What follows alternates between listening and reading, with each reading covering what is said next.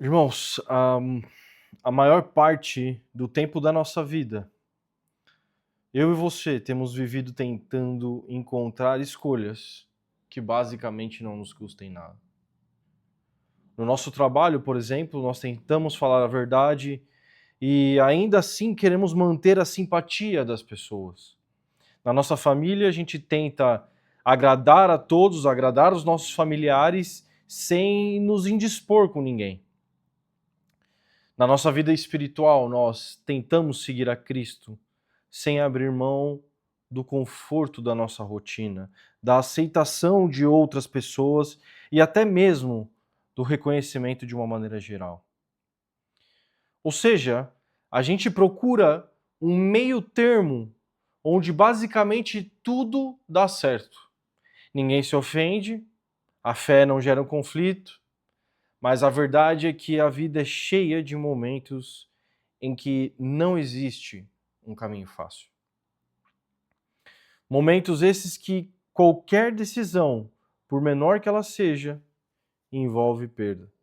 Se nós ficarmos calados, perdemos. Se nos posicionamos, também perdemos. E basicamente é isso que o texto de Esther 4 nos mostra. E como nós vimos na semana passada, um decreto de morte foi assinado contra todos os judeus. O povo está em pranto, sofrendo, como fala no versículo 3, e no meio desse lamento estará colocada em um desses caminhos difíceis. Para ela não havia uma saída confortável, era perder ou perder. E no versículo 1, e eu gostaria que você acompanhasse comigo, fala assim: quando Mardoqueu soube tudo quanto se havia passado, rasgou Mardoqueu as suas vestes e vestiu-se de um pano de saco com cinza, e saiu pelo meio da cidade, e clamou com grande e amargo clamor. Esse capítulo 4 começa nos mostrando que Mordecai, ou Mardoqueu, como nós lemos, está completamente indignado, ele está furioso. O autor descreve basicamente três gestos nessa narrativa, e que eram muito comuns naquela época e que carregavam um peso simbólico enorme. O primeiro gesto é que Mardoqueu ou Mordecai rasga as próprias vestes. E naquele tempo, rasgar a roupa era um sinal de profundo desespero. Basicamente, o que ele estava querendo dizer era: a minha vida está em pedaços, não cabe nenhuma dor dentro de mim. Era um misto de dor e indignação que extravasavam o seu corpo. Então Mordecai está em choque diante da sentença de morte. E justamente esse ato de rasgar as roupas nos mostra uma raiva, uma dor quase que incontrolável. O segundo gesto, ou ato, de Mardoqueu, ou Mordecai, diz que ele se cobriu de pano de saco. E o pano de saco é um pano grosseiro. Se você não sabe o que é um pano de saco, lembra daquele pano de saco de batata, né? Do saco de batata que a gente vê na feira, que incomoda, é áspero, é desconfortável, ele pinica a pele, né? E basicamente eles se vestiam daquilo nesses momentos de raiva, de dor, de indignação. E vestir aquilo em público era de fato um sinal de humilhação, um sinal de completa vulnerabilidade. Era como se Mordecai estivesse dizendo: eu não mereço nenhum conforto. Eu estou agora na minha condição mais miserável. Era um sofrimento visível. E o terceiro gesto ou ato, é que ele se cobre de cinzas. E, meus irmãos, cinza basicamente é o que sobra depois que o fogo consome tudo. Então, resumidamente, é poeira, é nada. Então, sentar-se, ou que era também uma das coisas comuns na época, sentar sobre as cinzas, ou jogar as cinzas sobre a pessoa, sobre ela mesma, era um sinal de luto, de angústia, de alguém que já se identificava com a morte. Era como se Mordecai dissesse: a sentença já está sobre nós. Eu já me vejo como pó, reduzido a nada. Eu já aceito essa sentença. Então Mordecai representa exatamente o sentimento daquele povo. O sentimento de um povo pós um decreto de morte. Né? Um povo quebrado, sem saída, em choque, diante de uma sentença de morte. Era como se todo o corpo daquela nação, como se todo aquele povo estivesse clamando a Deus, ainda que o nome de Deus nem sequer apareça nesse texto. E meus irmãos, nós vivemos debaixo de decretos de morte também. Vivemos num exílio moderno. E nem sempre isso está impresso num papel ou atribuído por políticos, mas na realidade isso está escrito e estampado na cultura que nos cerca. Decretos que dizem: a fé é algo pessoal, guarda para você mesmo, não fala para ninguém. Ou a felicidade é consumir e aproveitar a vida sem limites, é o famoso carpe diem. Cada um decide a sua verdade, não existe certo ou errado absoluto. Então a gente vive numa sociedade que vai impondo essa cultura em cima de nós. E ainda junto com tudo isso, vem as pressões sociais, no trabalho, na universidade, na família e até mesmo nas redes sociais, quando você tenta não impor alguma ideia, mas falar o seu posicionamento a respeito de algum assunto. Essas pressões nos empurram para o silêncio e que nos pressionam a nos esconder dia após dia, fazendo a gente negociar a nossa fé. E como é que nós reagimos com tudo isso? Como é que eu e você ficamos diante dessa situação? Nós temos reagido com o Mordecai do começo da história, nos primeiros capítulos, que nós vimos que era um homem acomodado, vivendo sem demonstrar quem de fato ele era, escondendo a sua própria identidade. Ou seja, as pessoas do seu trabalho sabem que você é cristão? O seu palavreado, quando você está perante elas, demonstra que você é um filho de Deus? Ou será que nós estamos reagindo como esse novo Mordecai, que finalmente acorda, que se liga, que rasga suas vestes, se veste de pano de saco, se cobre de cinza e exerce publicamente a sua fé perante toda a cidade? Porque o que tudo indica, nesse texto, Mordecai se desperta. Ele não é mais aquele homem acomodado, como nós vimos. Ele se levanta, se humilha diante de Deus e se coloca como representante de um povo. O versículo 1 termina dizendo que Mordecai saiu pela cidade e clamou com grande e amargo clamor. Essa palavra grande e amargo clamor basicamente tem o significado de angústia. Ele estava desesperado. Ele não sabia qual seria a saída dele naquele momento. Era um clamor que ecoava pelas ruas e que ninguém podia ignorar. Não foi um choro escondido. Ele gritou em voz alta, um grito pesado, um grito que carregava toda a dor de uma sentença de morte. E no versículo 2, o autor nos mostra que ele chega até o portão do rei. Mordecai queria que esse grito de desespero, esse grito de angústia chegasse ao rei. Ele queria ser ouvido. Essa era a intenção dele de fazer tudo isso. E se nos lembrarmos das primeiras pregações, vimos que Mordecai ele era influente.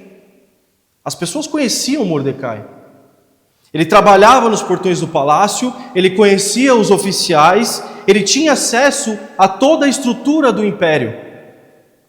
Mas naquele dia, nada disso era suficiente para que Mordecai pudesse entrar por aqueles portões. Todo o poder humano que Mordecai conquistou ou podia ter naquele momento, sua rede de contatos, sua posição no sistema, nada disso fez com que ele atravessasse aquele portão. E olha que interessante isso, né? Um homem que parecia ter uma influência tão grande dentro da Pérsia, não conseguia mover o coração do rei para ter a atenção dele.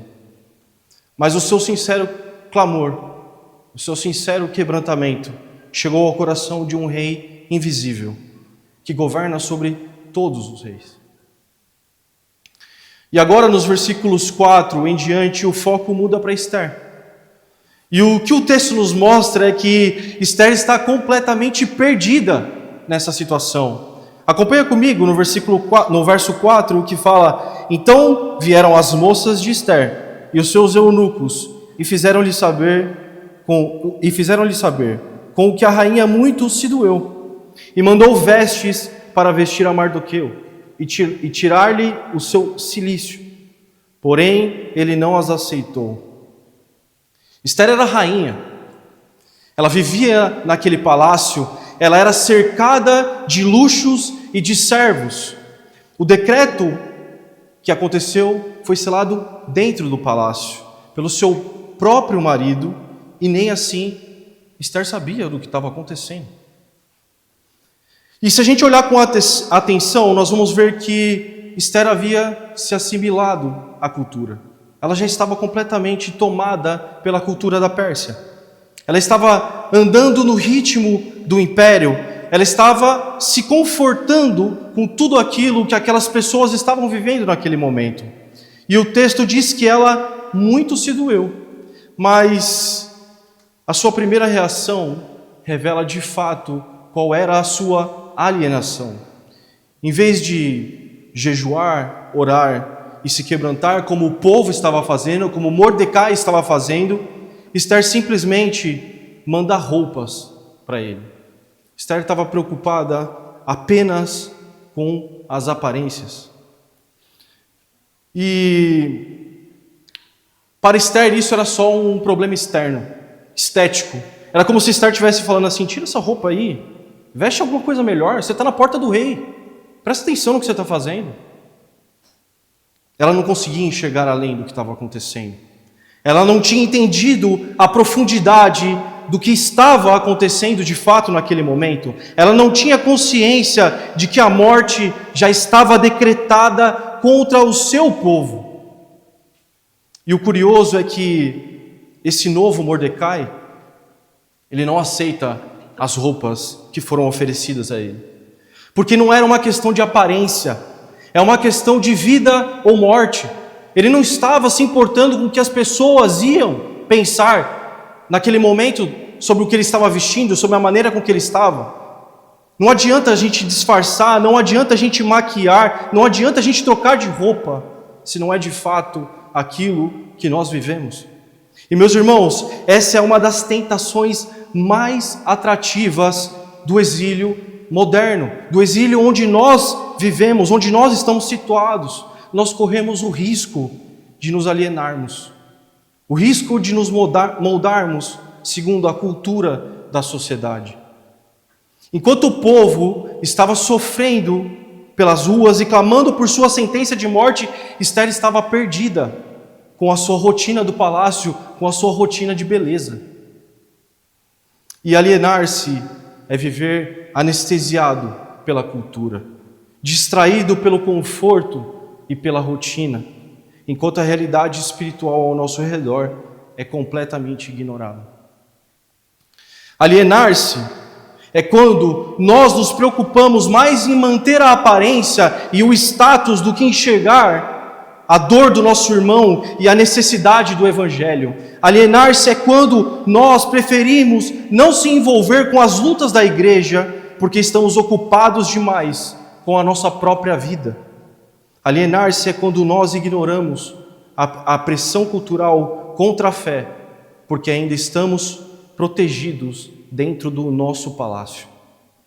Esther, de fato, estava alienada.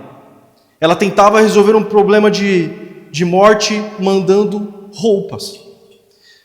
E nós, quantas vezes também não tratamos questões espirituais tão profundas como se fosse apenas algo de aparência?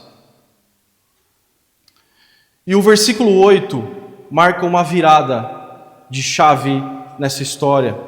Mordecai entrega a Ataque, ou Atá, dependendo da sua versão, uma cópia do decreto para mostrar a Esther. Ele não quer que ela fique na ignorância. Ele quer que ela saiba exatamente a gravidade da situação. Não é o pano de saco, Esther. É a sentença de morte do povo. E junto com a cópia, Mordecai manda uma ordem muito clara para Esther. Esther, vá até o rei, implore e suplique pelo seu próprio povo. Aqui pela primeira vez aparece no livro a palavra seu povo. Assim como não aparece a palavra de Deus, mas essa é a primeira vez que seu povo está atribuído a alguma pessoa ali, porque eles estavam vivendo aquém da sociedade. Até então, Esther tinha se escondido, ela escondia a sua identidade, mas agora Mordecai, com fé, a força a se posicionar perante aquele império. Esther, você pertence a esse povo, você precisa se levantar em favor dele. Você é a nossa voz nesse momento. E há uma coisa que chama muita atenção nesse texto. Dos versículos 1 ao 9, o autor nos apresenta uma história de longe. É como se a gente estivesse enxergando a história de cima, como se tivesse alguém apenas narrando a história e nós estivéssemos acompanhando. É como se o povo estivesse chorando e nós vendo, Mordecai fazendo aquelas coisinhas ali que nós vimos nos versículos, Esther dentro do palácio perdida. É uma narrativa panorâmica da coisa. E a partir do versículo 10 isso muda. O autor nos leva para dentro do diálogo. Agora não é mais uma descrição do que estava acontecendo, e sim uma fala direta dos personagens que estão ali nessa história. E por que isso é relevante? Por que eu estou falando sobre isso? Porque o autor quer que a gente sinta o peso da decisão que Esther vai passar por esse momento. A gente já não está mais longe, a gente está dentro da tensão daquele momento.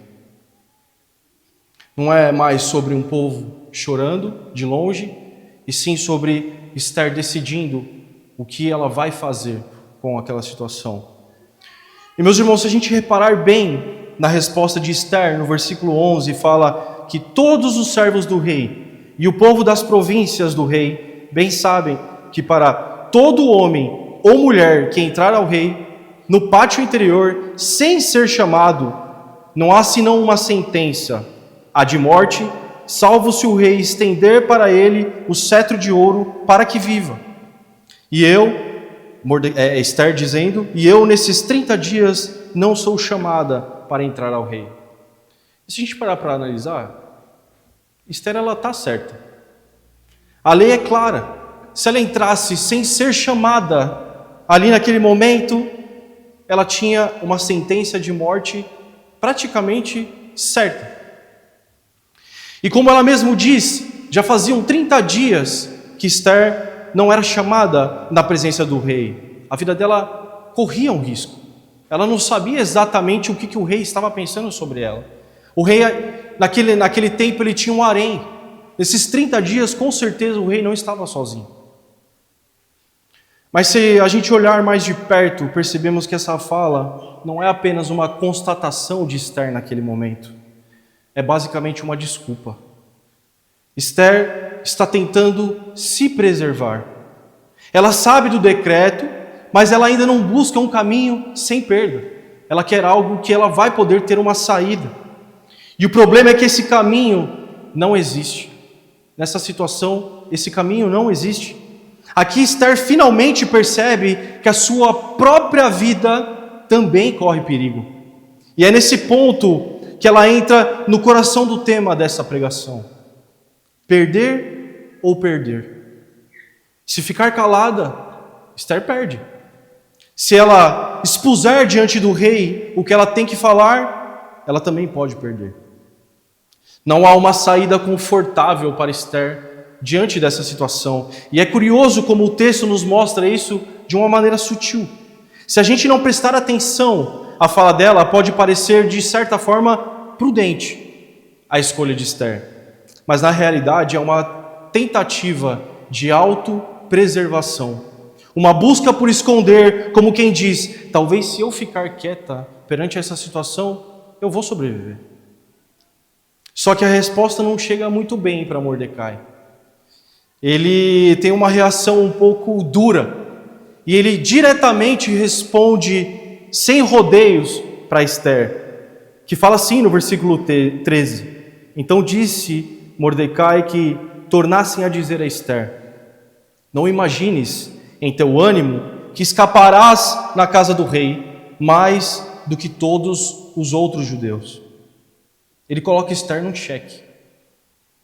É como se ele dissesse a Esther: esse palácio onde você vive, isso não vai te proteger. O decreto é para todos os judeus, sem exceção. Mais cedo ou mais tarde, por mais que você corra dessa situação, esse decreto vai chegar até você. Mordecai desmonta completamente a ilusão de Esther. Ele mostra que a tentativa de se preservar, na verdade, é o caminho mais perigoso para Esther. Porque o silêncio, meus irmãos, o silêncio também é uma escolha. É escolher o silêncio, é escolher perder junto, como todos os outros, para Esther. E percebam que, quando nós estamos no meio de dilemas como esse de Esther, a nossa tendência natural, a nossa carne, vai nos empurrar sempre a uma escolha que custe menos. A gente quer a saída indolor, o caminho que preserve o máximo possível o nosso conforto, a nossa segurança e a nossa imagem. Se existe uma opção que parece não custar nada ou quase nada, é para lá que os nossos corações corrompidos querem correr. Mas a vida de fé não nos dá esse atalho, porque seguir a Cristo nunca é um caminho de conveniência. Esther tentou encontrar essa saída, mas Mordecai a lembrou que esse caminho não existe, Esther. Não adianta você correr. E conosco é exatamente a mesma coisa. Sempre que a gente tenta escolher o caminho sem custo, descobrimos que depois foi o caminho com uma perda maior. E então a gente chega ao versículo 14, e acredito que seja um dos mais fortes nesse capítulo. E Mordecai olha para Esther e diz: Esther, se você ficar calada, socorro e livramento virão de outra parte. Mas você e a casa de seu pai perecerão. E quem sabe se para um tempo como esse, você não chegou ao reino? E se a gente parar para reparar, Mordecai exerce a fé dele exatamente nesse momento. Ele escancara essa fé dele nesse momento. Ele não sabe como, ele não sabe de onde, mas ele tem certeza que Deus vai prover uma saída. O nome de Deus não aparece no texto, mas a confiança de Mordecai nesse Deus está estampada na sua fala. Ele está dizendo: Esther, Deus é soberano, Ele vai cumprir a sua promessa, com ou sem você. Mas ao mesmo tempo Mordecai chama Esther à responsabilidade. Quem sabe se para um tempo como este não foi exatamente para isso que você se tornou rainha, Esther. Põe a mão na consciência e entenda tudo o que se passou até agora. Ou seja, Esther, acorda, você não foi colocada aí por acaso. Foi a providência de Deus que colocou Esther naquela posição, naquele exato momento da história. E é aqui que acontece a virada da história. Esther recebe as palavras de Mordecai e foi como se os olhos do entendimento tivessem sido iluminados. É como se Esther tivesse aberto os olhos da fé exatamente naquele momento. Esther, que até agora estava tentando se preservar, responde com fé.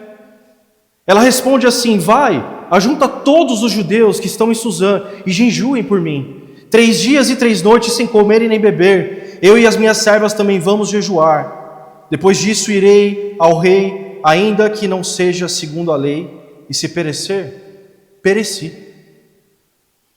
Que mudança instantânea na vida de Esther. Antes ela buscava desculpas. E se a gente parar para analisar, eles não estão frente a frente um do outro. Esther fala uma coisa, o eunuco vai lá, comunica, ele fala outra coisa, ele vem para cá e responde. Eles não estavam perto. Eram decisões que eles tomavam pensando, de certa forma, sobre o assunto. E antes ela buscava desculpas, ela pensava naquilo que ela estava tentando correr, mas agora ela chama o povo à oração, ao quebrantamento. Antes ela tentava se esconder e agora ela se expõe perante aquela situação. Antes ela queria preservar a vida, mas agora ela entrega a vida nas mãos de Deus. Esther fala: se perecer, pereci. Não é uma frase de derrota, meus irmãos. É uma declaração completa de confiança em Deus. É como se Esther dissesse agora: eu não controlo o resultado do que eu vou fazer, mas eu sei em quem eu confio. E o capítulo termina Mordecai acatando a ordem de Esther. O mesmo Mordecai que a confronta e coloca no caminho de volta da fé, agora se submete à liderança dela. Esther, que antes tentava se esconder, é agora ela quem toma a frente do povo e vai representar esse povo perante o rei. Esse é o poder da providência de Deus. Ele transforma a covardia do meu e do seu coração em coragem, o medo em fé e a alienação em liderança. E meus irmãos, depois da gente expor essa palavra e entender o que estava acontecendo ali, onde é que eu e você ficamos com tudo isso? O que esse texto nos ensina? Primeiro, o texto nos mostra o perigo da alienação. Esther, ela estava num palácio, cercada de luxo, sem saber da dor do seu próprio povo.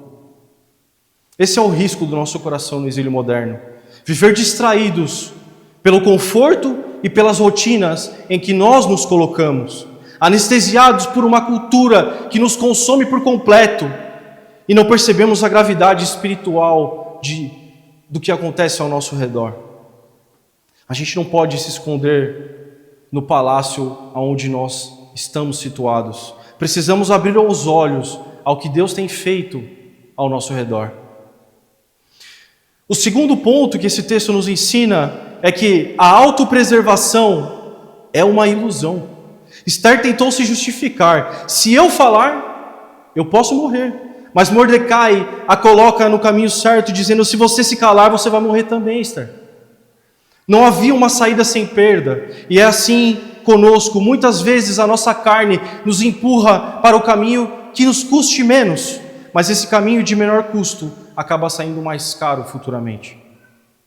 E o terceiro ponto que esse texto nos ensina é que Deus é soberano, mas também nos responsabiliza.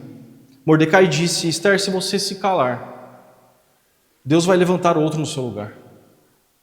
Ou seja, o plano de Deus não depende de nós, mas ao mesmo tempo, quem sabe não foi para um tempo como este que você chegou ao trono, Esther. Deus é soberano, mas Ele também usa as nossas vidas para que os seus planos se cumpram. Deus nos chama a assumir a responsabilidade onde Ele nos colocou, seja no nosso trabalho, na nossa família ou até mesmo na nossa cidade, de alguma maneira. Estar onde você está não é por acaso. Deus te colocou ali por um propósito. E por último, o texto nos mostra que a fé verdadeira escolhe perder por fidelidade a Deus. Esther disse: se perecer, pereci. Essa é a essência da vida cristã. É renunciar ao controle, é entregar tudo a Cristo, é confiar no Senhor, mesmo quando eu e você não sabemos o resultado. É a fé que prefere perder o conforto, perder o status, perder a segurança que nós tanto nos identificamos, mas não perder a fidelidade em Deus em momento nenhum. E antes de orar com você, eu queria falar uma coisa a mais. Existe um termo na teologia que quando um personagem do Antigo Testamento se parece com ações de Cristo, nós dizemos que ele é um tipo de Cristo. Em outras palavras, aquele personagem, mesmo sem saber, aponta para algo muito maior. Ele aponta para Cristo. É como uma sombra que prepara o caminho para uma realidade futura. E quando nós olhamos para esse capítulo, nós olhamos Mordecai e a gente pode pensar que Mordecai é esse tipo de Cristo. Mas no começo da pregação a gente disse que ele representou de fato aquele povo. Ele não ficou em silêncio, ele não se escondeu, mas ele rasgou as suas vestes e se cobriu de pano de saco e cinza. Se expôs a público, trazendo para si uma vergonha e a dor que todo aquele povo estava vivendo. De certa forma, de fato, ele se identificou com aquele povo. Mas Cristo, em um nível muito maior, não se envergonhou de assumir a minha e a sua dor. Ele se fez carne, ele entrou na história e tomou sobre si a minha e a sua fraqueza.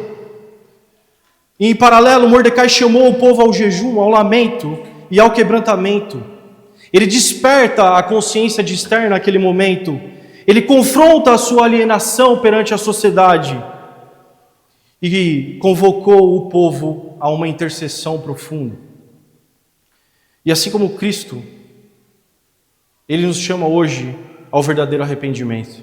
Ele nos tira dessa alienação espiritual, nos confronta quando tentamos nos esconder e nos chama a depender completamente em Deus, em jejum, oração e fé. Mordecai ainda proclamou fé na providência de Deus. Ele disse: se você se calar, o socorro vem. Ele sabia que Deus não falharia. E essa confiança, mesmo diante da morte, nos lembra de Cristo, que no Getsemane orou: Pai, que seja feita a tua vontade. Jesus confiou perfeitamente e plenamente no Pai até o fim da sua obra. E aqui está a diferença e o porquê que Mordecai não poderia ser um tipo de Cristo. Porque Mordecai faz quase tudo pelo povo, mas ele não podia dar a sua vida em favor daquele povo. Ele se quebrou, ele clamou, ele confrontou, apontou para Deus, mas no fim ele não foi o substituto daquele povo. Cristo, ao contrário, não apenas sofreu conosco, ele sofreu por nós. Ele não apenas se identificou com a nossa dor, ele levou sobre si o castigo que era nosso.